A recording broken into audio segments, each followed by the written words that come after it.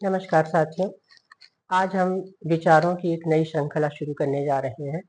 हमारे सनातन धर्म में जो 4 वेद हैं, उनमें ज्ञान का अथाह भंडार भरा पड़ा है। तो उनमें से हम कुछ सूत्र रोज लेकर उस विषय पर हम चर्चा करेंगे। आज हम जिस पर बात करने जा रहे हैं, वह यजुर्वेद के रुद्राष्टाध्यायी का प्रथम अध्याय का शुरुआत का श्लोक है। श्लोक इस प्रकार है: यज्जाग्रतो दुर्मतेति देवं तदु सुप्तस्य तथैवेति दुरंगम ज्योतिषाम ज्योतिरेकम तन्मे मनः शिव संकल्पमस्तु। इसका अर्थ है हमारे मन की गति अनंत है।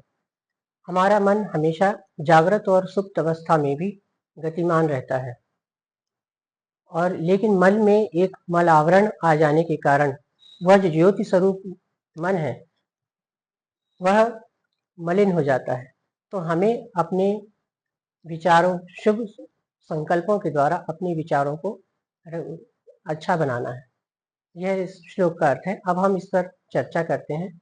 मन जो है, मन की गति, मन बहुत गतिमान है, ये हम सब जानते हैं, क्योंकि वह निरंतर कुछ न कुछ विचारों में बना रहता है। कुछ न कुछ विचार हमारे मन में हमेशा चलते ही रहते हैं, हम चाहे जागृत हों या सुप्त अवस्था में। कभी विचार हमारे भूतकाल की ओर चले जाते हैं, तो कभी भविष्य की कल्पनाओं में हम खो जाते हैं। यह मन हमेशा ही क्रियाशील बना रहता है। मन में सबसे पहले तो विचार आते हैं, फिर वही विचार हमारी वाणी के रूप में दिखाई देते हैं, फिर वाणी के बाद हमारे कर्म वैसे ही बनते हैं जैसे हमारे विचार होते हैं, और वैसा ही उनका फल होता है, और वैसा ही हमारे जीवन में उसका प्रभाव पड़ता है। तो इस प्रकार हमारा मन और विचार जो है वो हमारे कर्मों को प्रभावित करता है। जो अच्छे विचारों वाला मनुष्य होता है, वो अच्छे विचार मन में लाता है, तो उसकी वाणी भी अच्छी होती है, उसका व्यवहार में दिखाई देता है, तो उसका जीवन भी अच्छा होता है। और जो मलिन विचारों वाला व्यक्ति होता है, कुमार्गी होता है, तो उसके मन में बुरे विचार चलते रहते हैं।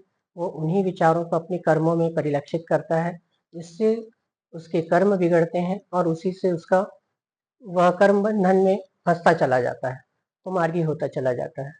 तो हम ये कह सकते हैं कि मन ही वह है जो हमारे जीवन को चलाता है, जिसकी वजह से हमारा जीवन में घटनाएं होती हैं। जो आसुरी वृत्तियों वाला व्यक्ति होता है, वह हमेशा कर्म बंधन में बंधता है, और अपने बुरे विचारों से अपना जीवन ही दूषित कर लेता है, और इस तरह से उसके जीवन का पतन हो जाता है। लेकिन एक अच्छे विचारों वाला व्यक्ति अपने अच्छे विचारों से अपने जीवन को अच्छा बना लेता है, और उससे वह समाज में सम्मान पाता है।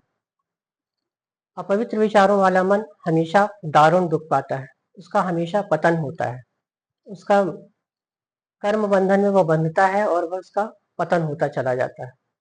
मन को वश में करने के लिए एक विवेक संपन्न व्यक्ति हमेशा सत्कर्मों से मोक्ष को प्राप्त करने में लगा रहता है।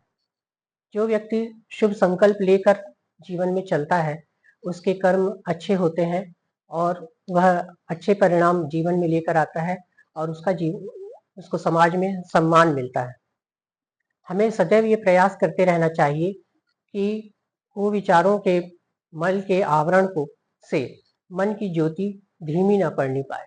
ये हमारा प्रयास होना चाहिए कि हमारा मन हमेशा एक अच्छे सुमार्ग की ओर जाए, मन की में मलिनता ना आने पाए, और हम शुभ कर्म करते रहें, जिससे हमें शुभ कर्म करते रहने से हम मोक्ष की ओर जाएंगे।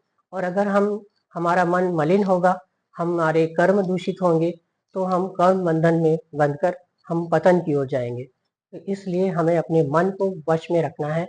जैसे मन को एक तरह का लगाम है जो इंद्रियों के घोड़ों को संयमित करता है।